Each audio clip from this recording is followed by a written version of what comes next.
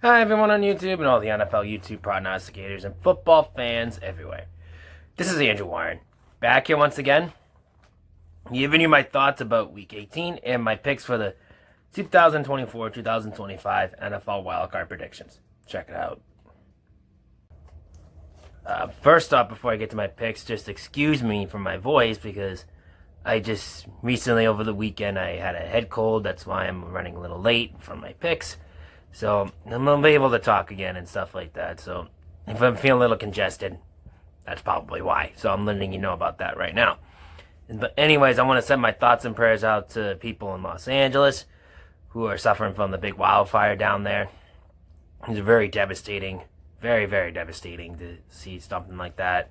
You don't want to wish on anything like stuff like a hurricane or a massive earthquake or something like that, or even a mass shooting for that matter. That's not really a thing you don't want to see. It's nothing really. But anyway, my thoughts and prayers out to people out in Los Angeles, California.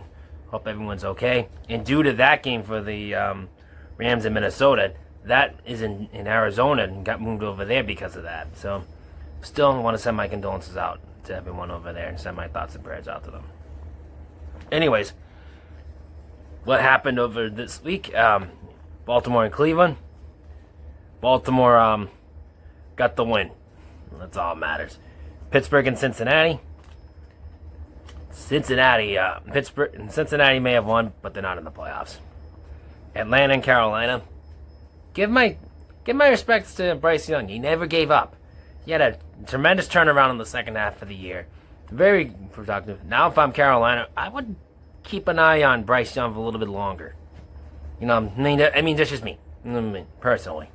He had a big turnaround. I mean, kudos to him that he able to turn it around in the second half of the year. So that's I think there's some little hope for Bryce Young. So that's all I can tell you. Washington, Dallas. Dallas got the win.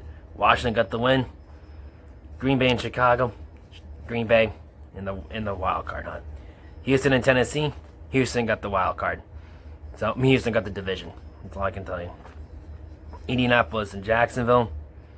Goes to show you that, you know, anything's possible now. Now that Doug Peterson's gone from Jacksonville. What can I tell you from that? Now they're looking for a head coaching position.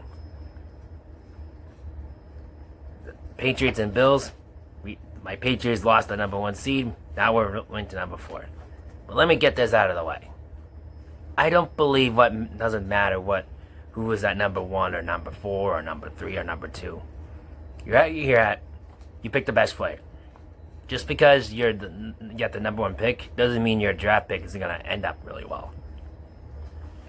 That's what I have to say about that. But this turns it around back to Cleveland.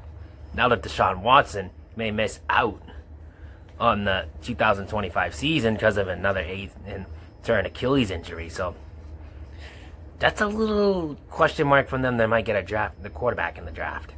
So that's a little hint right there. Now, the way I thought Travis Hunter was going to go to Cleveland, but now I'm not too sure about that.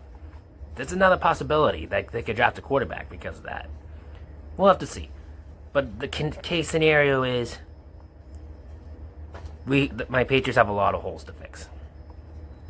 And now we fired Gerard Mayo. And now we're in the thing. Now we got some head coaching positions. Byron Leftwich was one of them. I'm trying to think there was another one, but I don't. Ben Johnson's today. Mike Vrabel was yesterday. But out of all the coaches, I know there was another coach. I can't remember his name on the top of my head right now. But if I have to say who I actually really want, I like defensive coordinator Brian Flores, who's now with the Minnesota Vikings as a defensive coordinator. I'd like to see him back here. You know, people are saying about Mike Vrabel and all that, you know, et cetera, et cetera. But I don't know. But to me, I like to go to a defensive route personally, and not of an offensive. Not an offensive guy like Ben Johnson, the offensive coordinator for the Lions. Not that he's a bad coach, but I'd rather have a defensive-minded guy to lead my team to a championship than an offensive mind. I mean, not that I don't have a problem with the offensive mind coaches. They have strong ones, but you need to have balance on both of them, personally. Me, I just lean towards the defensive side because defense will get you there mostly. But it's just my opinion. But I'm cool. Whoever we pick up, we'll see how it goes from there. Philadelphia and the New York Giants. The Giants need a quarterback too. Philadelphia's in the playoffs. Now Jalen Hurts is coming back. Tampa Bay, New Orleans. Tampa Bay. Now they get the division. See what they can do from there. Denver and Kansas City. If I'm Cincinnati, I would protest the NFL and saying Kansas City should have played everybody. But I don't know. And that's key from Buffalo and Kansas City and in Philadelphia, I would argue. Because they benched all their players for the playoffs. My take on that, that's not a good idea to do that. I don't care what anyone says. You might risk getting hurt. But I'd rather take the chance of someone getting hurt. At least play a quarter or two, then bench him after that. They did that for Tom Brady over the years. And look what that got him. He got 6 Super Bowls from here and 1 to Tampa Bay because of that. He never missed a game. So, I know Peyton Manning was benched for a lot of years during the playoffs. And 1 year he didn't do it with the Colts. It was the year that they won the Super Bowl. Same scenario when he was in Denver. I believe he was benched on the last game of the year in 2013, and he lost that Super Bowl. But then he didn't bench during Super Bowl 50, and he won that one. So all I'm saying to you guys is, don't bench your players. Play through, or at least play firm a first quarter, or at least a first half or something like that. Because the way I see it, you're going to rust out your players. They're going to be rusty. And it did that. And that happened to the Broncos in 95. They clinched everything early. They benched everybody. One and done. My advice to any coach, don't bench anyone. Play on your last game of the year. Play them at least a quarter or two. At least the first half or something like that. And bench them after that. That's my take.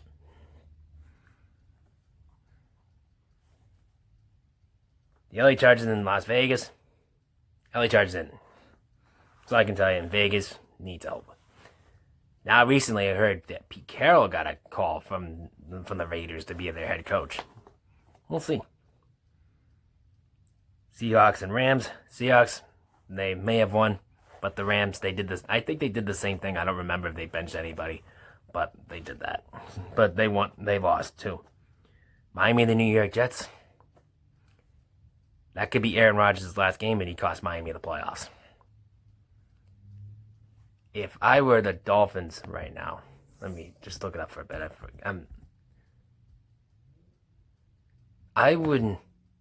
don't know if I would maybe fire Mike McDaniel, but I think he'd be on the coaching staff soon if he doesn't get fired.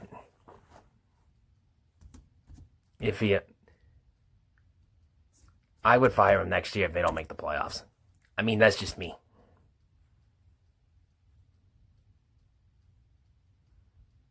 But that's just me, personally. I mean, I'm not saying that Mike McDaniel is a bad coach, but I'm just saying that Mike McDaniel should have got some sort of thing. Something should have happened. They should have done something, another change. Maybe the offensive coordinator position. I don't know. But I don't know if he got fired or not, so I don't really know about that. But I'm just saying. I think maybe if he doesn't, give him 1 more year, see what happens. Same thing with Buffalo with Sean McDermott. If he doesn't make the Super Bowl this year, I think he's done too. So we could see some more coaching changes down the road too. We'll have to stay tuned and find out. Arizona and San Francisco. Both teams played for pride. Arizona won. Now, the game of the week, Minnesota and Detroit. I did get that pick wrong, but man, Detroit showed. They kind of remind me of my Patriots one year in 2003 when they had at least 9 or 10 starters out with injuries, and they still blow everyone out. I'm kind of feeling that vibration over there from the Detroit Lions when they lost most of their guys, and they still find ways to win. But both of those two teams really missed the mark. Well, not really missed the mark, but they both started their players so they can go far in the playoffs. Same thing with the Rams, possibly. We'll have to find out. So, anyways, that's my thoughts about week 18. Let's get on to my week, my wild card picks. All right, let's get to my wild card predictions. I'm gonna do them really quick because I want to rest my voice. So, anyways, the LA Chargers and the Houston Texans on Saturday. The LA Chargers are favored by 3 in this game, but for this one, both teams have played offensively really well. I think whoever has the ball last is gonna win this game, but in a different way, defensively. So I'm gonna take the LA Chargers over the Houston Texans in Houston. On the line, the LA Chargers are favored by 3 in this game. I'm gonna take the LA Chargers -3. Over and under, it's 42.5. I'm gonna go under 42.5 in this game. The Pittsburgh Steelers and the Baltimore Ravens. Now for this game, it's another classic rivalry right here between the two teams. I think this game is gonna be really solid on both sides of the ball. Same scenario with this one, but offensively. For this one, I think whoever has the ball last, offensively, they're gonna win this game. That's why I'm gonna pick the Baltimore Ravens in this game. And remind you that 1-3, last time they met in the playoffs was 2015.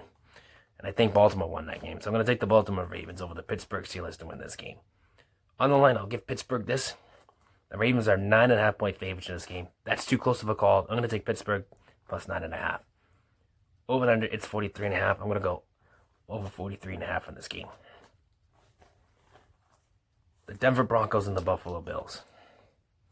Now for this game, this could be a really fun one to watch. Bo Nix's playoff debut. Josh Allen, the veteran who's known in the playoffs. But I'm going to take the veteran here. I'm going to take the Buffalo Bills over the Denver Broncos in this game. On the line, I'll give Denver this too. Buffalo was favored by 8.5-point favorites in this game. You never know what can happen against Buffalo, so I'm going to take Denver plus 8.5. Over and under is 46.5. I'm going to go over 46.5 in this game. The Green Bay Packers and the Philadelphia Eagles. Now, this is a really good toss-up right there. But I'm going to go with the route in this one. Believe it or not, because I know Jalen Hurts is coming back after the concussion. That's going to be a question mark. If they get that, they're going to probably win this game. I'll take the Philadelphia Eagles over the Green Bay Packers to win this game. On the line, though, Philadelphia's favored by 4.5 in this game. I'm going to take Philadelphia -4.5. Over and under. 45.5. I'm going to go under 49.5. 45.5 in this game. The Tampa Bay Buccaneers and the Washington Commanders both have great offensive powerhouses. It's going to be like Baltimore and Pittsburgh in this one. But like this, whoever has the ball last in this one's going to win the game. If it goes to overtime, I'm not going to be surprised. But I'm going to take Tampa Bay Buccaneers over the Washington Commanders in this game. On the line, though, Tampa Bay's favored by 3 in this game. I'm going to take Tampa Bay -3. Over and under, it's 50. I'm going to go over 50 in this game. And the last game, the LA Rams and the Minnesota Vikings in Arizona. Now, for the motivation for what happened with the LA Fire, this could put a great motivation for the LA Rams. It could be a great story to tell if the Rams win this. So, I might pick the upset in this one. I'm going to take the LA Rams over the Minnesota Vikings to win this game. On the line, though, the Vikings are favored by 1.5-point favorites in this game. I'm going to take the LA Rams plus 1.5. Over and under, it's 48.5. I'm going to go under 48.5 in this game. Now for the scores for this one. The LA Chargers and the Houston Texans. I'm going to go with the 21-14 route on this one. 21-14. LA Chargers. Baltimore, Pittsburgh. Believe it or not, I'm going a 28-21 on this one. And Buffalo and Denver. I'm gonna go with the 27-24 on this one. Buffalo in this one. Philadelphia. I'm gonna go with the 20-16 on this one. 20-16 Philadelphia. Tampa Bay and Washington. I'm going to go with the 30-27 Tampa Bay on this one. And for the LA Rams and Minnesota, I'm going to go with the 20-17 LA Rams on this one. So, again, the picks, straight up, the LA Chargers LA Chargers -3, under 42. Score 21-14. Taking Baltimore straight up. Pittsburgh +9.5. And it's over 43. And final score 28-21. Buffalo. I'm taking Buffalo straight up. Denver +8.5. And I'll take the over 46.5. 27-24. Philadelphia. And I'm going to take Philadelphia over Green Bay. Philadelphia -4.5. Under 45.5. 20-16. Philadelphia. Tampa Bay and Washington. Tampa Bay straight up. Tampa Bay -3 over 50. 30-27. Tampa Bay. And for the LA Rams over the Minnesota Vikings. The Rams +1.5. Under 48. 20-17. Alright, those are my picks for the week. So, big shout out this week is Matt the NFL Fanatic. Check him out on the Rest of the NFL YouTube prognosticator page in the description down below right here. Until then, this is Andrew Warren saying, signing off, rock out and eat your breakfast, and don't get sick.